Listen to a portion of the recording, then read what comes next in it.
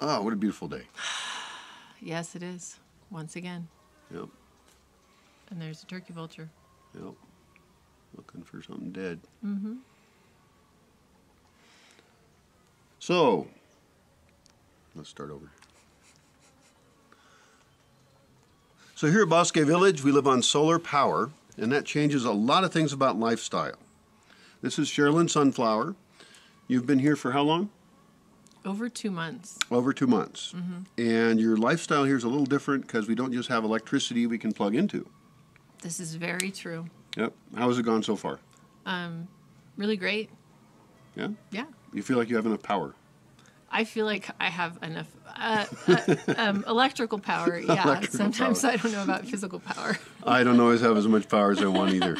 But what I like about what you did is you brought devices with you I did. that allow you to be independent from our power system. Mm-hmm. Because I only have 340 watts of solar panels here, which means at night there's no electricity. And this is something I would like to share with people who are going to come here is they need to prepare to do this. And you've done a good job at that. Mm-hmm. I watched a lot of videos before I came. Okay. Mm-hmm. And people Bosque will watch this videos, video. Bosque right? videos. Yeah. So what did you decide to bring? So the first thing I knew I needed was a headlamp. And so I decided to bring a solar headlamp with me. Mm-hmm. And it's very easy. Whoa, that was exciting. It's very easy to use. Has a little solar panel. It's a bee. It's a bee, but I don't think it was a honeybee from up there. It sounded... This is a very questionable place to record this because we're right near a bee's nest. And I got stung the other day. Anyway, back to this. So it just plugs in like that. Oh, that's so cute. The headlamp rotates. So, you know, it sits flat and it rotates. It also rotates when it's on your head, which I really like. If I'm reading at night, it's very different than if I'm walking around at night. I want it in a different placement on my head. Sure. It has a low and a high. Mm-hmm. Has little spots here that show me information about battery life, etc. And then it has an adjustable strap, which is my only complaint. You can see that it's kind of rippled. So I think it's going to wear out pretty fast. Sure. I have a pretty big head. That means it's going to stretch and then not stretch as well anymore? Right, exactly. Right. So I think that might need to be replaced before the headlamp needs to be replaced. Right. Can you put it on? I can put it on. Great. I notice it's called a But hybrid then we'll light. have to get hair and makeup in again. Hair and makeup, yeah. This is called a hybrid light. And I do like that it's rechargeable, that can be recharged with a little solar panel or with a USB connection. And I love that it's a rechargeable light. My question would be whether or not this battery can be replaced, because rechargeable batteries do go bad over time, and I don't want to have to throw the whole light out. I want to get an extra battery. We'd have to look that up since we don't know currently. Yeah, it doesn't look like there's an easy place to screw and unscrew. Right. It looks like one kind of solid piece of plastic. There are screws on the back, though, that get the lime green part to the gray. So potentially unscrewing that, you might see something that... Right. I've used a lot of headlamps since 2004 being here, and so I have a lot of opinions about headlamps, and I have other videos about that. I would select your headlamp very carefully and wonder how you're going to charge it, because we ideally would not be using batteries and then throwing them out all the time. Mm-hmm. Now, you have some other recharging options as well. Let's take I a look do. at those. Okay. So, solar panel is very simple and easy. Just opens up. It hangs just about on any side. And it has little clips that came with it. It also has a bunch of options for plugging it in inside a little zipper pouch. So I only have pretty much used this. I plug in a USB to the USB connected to the solar panel. And then I went out. There's a battery pack that this company suggests you buy from them, which was more expensive than I wanted to spend right before I came to the Bosque. So I went to my local outlet store in Corvallis, Oregon, and got this little pack, which I don't use the car charging bit at all. Oh, this is for jump starting a car? This part is for jump starting a car. There's a couple little doohickeys in here. There's, I think, a cigarette lighter thing, USB. Right. And this has a cigarette lighter charger as well, so you could actually use that in there. Into that, yeah. Which will allow you to charge more things. Right. At the same time. Can we pull the box out? We can pull this out. So this is a... Go ahead. It's pretty heavy. Definitely. It's got some weight. So it has a flashlight, 2 USB ports, and then the input from the solar panel, which I actually have an extra cord to be able to fit that particular battery pack. So you could charge this into this panel. Yeah. And then you could be charging two USB things off of this. Yes. You're daisy chaining them together. Yes. So I guess what anybody who's coming to come down here, if they need a lot of power to charge their camera, to charge their telephone, to charge their computer, their laptop especially, that would be a much bigger task. They need to figure out what systems they want and then maybe test them before they even come down here to make sure they get what they need. So this has the light, 2 USBs, and you can charge your phone with this for...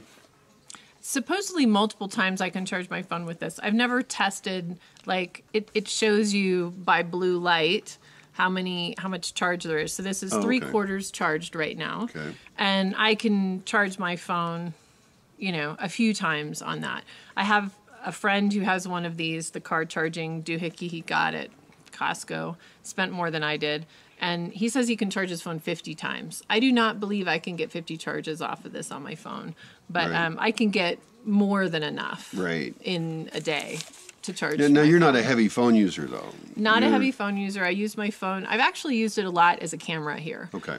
It's a newish phone for me. It has a better camera than I've had before. And I've taken more pictures in the last 2 months than I probably have in the last 7 years. Here Great. in Mexico. I'm thrilled, especially for the Bosque. I want people to come here and record their experience, share it, and even the videos we make are to educate people so they can be more powerful while they're here and use these amazing tools we have available to spread the messages that we believe in. Yeah, and it takes pretty good videos, too. Great. My phone. Let's take another look at this panel. Uh-huh.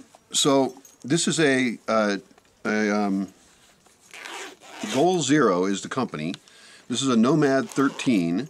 13 refers to the number of watts it is. So this is 13 watts of capture.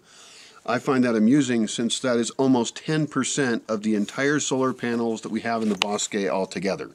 That's one of the reasons I love the idea of people being independent of the Bosque system and having control over their own power. Plus, I like to see the solutions that are out there now. It's much easier to live off the grid than it was before. Solar panels are getting cheaper. They're getting more useful. More people have distributed battery systems on their body for various things. Of course, I want to improve the Bosque system here. I want to get more panels. I want people to be able to charge their laptop and their batteries so they can write at night when they're inspired. But I think it's very important that each person consider how they can be independent. And I'm so thrilled that you've come here being able to provide for your own needs. Yeah. Have you been pretty comfy? With light and stuff? With light and electricity, and you loan me a sweet little solar battery that is kind of like a lantern. So when I'm in my cabin at night and doing, the getting ready for bed or whatever, that's a great little light for that. And it holds a charge quite a while, actually. Right. Now, that's an interesting point because I use my headlamp every day. A lot of people just use them for like camping or something. It's temporary. But this is a daily need we have here. And so somebody could bring a luxury light, really, to use at night because your cabin doesn't have any electricity at all, right? No. Zero. So she would literally be in the dark except for a headlamp. And she wouldn't necessarily want to wear her headlamp down, if she might want to go walking at night. So it is nice to have a little light you could hang up for reading or just something else. The other thing I'll point out is that a headlamp is far superior to a flashlight. A lot of people will bring a flashlight here, and the worst case would probably be an incandescent flashlight because that's going to run the battery down really quick. Everything should be LEDs for lights. But the biggest problem with a flashlight is that it's not hands-free. Well, that's a backup flashlight, so that's still cool. And so if you needed to do something at night, and you just had a flashlight, you only have one hand to do it with. It's difficult. You're disabled. And so that headlamp makes you a far more powerful person to get the things done you need to get done. And I came here at the very, very beginning of December. So December and January is the lowest light in the day. Right. So there was a lot of mornings where I was waking up in the dark. Right. And a lot of, well, most nights I was going to sleep in the dark. And now, like this morning, I woke up and it was light before I got out of bed, which is, you know, very different than a month ago. The nights are long. And so there's hours and hours in the dark. Right. Now, the Bosque does have spots you can go where there's LED lights available. But in general, there is no light available. There's no electricity available at night for people to use. So we don't even want people to have their phone be charging at night. And there's also another issue with this where sometimes when people come here, we kind of have to retrain them because they'll leave little transformer doohickeys for charging things in a socket. And we want to get in the habit of not even doing that during the day. Right. You unplug your phone, you unplug the transformer. You Right. don't leave your charger plugged in all the time. Right. Yeah. This is often referred to as a ghost load, a tiny load that people have. And there's options for us to, not just in this strange environment here, but to remove that waste of electricity back in the city. And so people could put things on a power switch or something, a power extension. Things like your VCR, I guess DVD player now. And all these other things you can imagine all through your house are sucking up electricity. And I don't know what percentage it is in the United States, but certainly over 5%, maybe up to 10% is just wasted electricity for no reason at all. Yeah, even like your blender and your, you know, there's a lot of kitchen appliances that one leaves plugged in all the time that is, you know, doing the ghost load situation if you're not using it. Right. And the key is whether it has a transformer in it. Some objects don't create a ghost load even if you leave them plugged in, but you can kind of learn about that and even try kind of inventorying every electrical device in your entire house and evaluating how you would use it or not. Of course, you know, it might sound like those are unimportant small details, but we're trying to attack and do multiple attack on our waste. The bigger issues are things like your refrigerator, your air conditioner, and so if you can reduce the size of your refrigerator, not use air conditioning, not use electric heating, then you're getting big wins. But we want to consider all things, and certainly the Bosque is a great environment to think about the details. So great. Thank you for being such a conscientious person. Thank you for sharing your time with other people so they can become more aware, and also when they come here, they can be more comfortable and enlightened. Thanks for the opportunity. Yar. That was just fine. So a couple other details about having your own solar power systems here in Bosque Village are that you need to pick a spot to charge it. We don't want to put them on tables or things where a dog could get to it. So I need to build some elevated platforms so people can put their solar panel systems up there and charge their objects. I would actually like to see a lot more experimentation with people bringing down these kind of objects and testing them out to see how we can have decentralized power systems. We could even have sponsors send equipment down for us to test and see how these things work in real life.